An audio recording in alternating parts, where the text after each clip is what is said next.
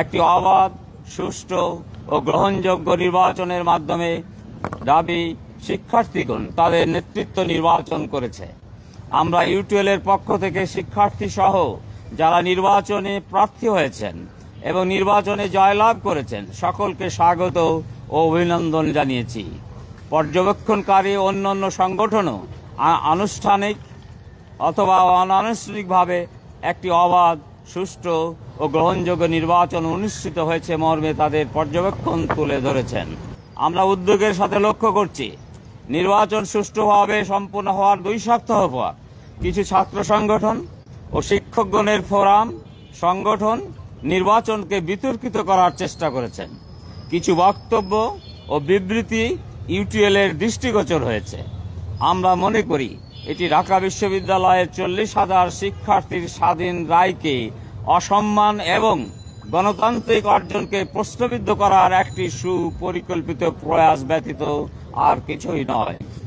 আমরা দৃঢ়ভাবে বিশ্বাস করি ঢাকা বিশ্ববিদ্যালয়ের শিক্ষার্থীরা তাদের মুক্ত চিন্তা, ন্যায় বিচার এবং গণতান্ত্রিক অধিকারকে সর্বোচ্চ গুরুত্ব দিয়ে এই নির্বাচনে অংশগ্রহণ করেছেন। শিক্ষার্থীদের রায় স্পষ্টভাবে প্রমাণ করেছে যে তারা ভীতিকর রাজনৈতিক সংস্কৃতি, প্রোপাগান্ডা এবং একদলীয় মানসিকতার বিরুদ্ধে দাঁড়াতে সক্ষম। প্রিয় সাংবাদিকবৃন্দ, ডাকসু নির্বাচন 2025-কে ঘিরে আমরা কয়েকটি পর্যবেক্ষণ ও বিবেচ্য বিষয় তুলে ধরছি।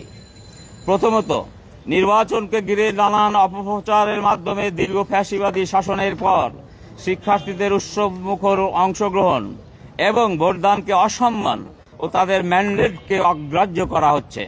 ছাত্র জনতার নেতৃত্বে সংগঠিত জুলাই বিপ্লব, দীর্ঘ 1.5 দশকব্যাপী দমন পীড়ন, শিক্ষার্থীদের স্বাধীন চিন্তা ও রাজনৈতিক অংশগ্রহণ সীমিত করা, ক্যাম্পাসে কড়াকড়ি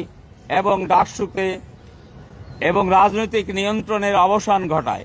জুলাইয়ের শহীদ ও আহতদের আত্মত্যাগের ফলে শিক্ষার্থীরা অবশেষে স্বাধীনভাবে ডাকসুতে ভোট প্রদান করার সুযোগ পায়।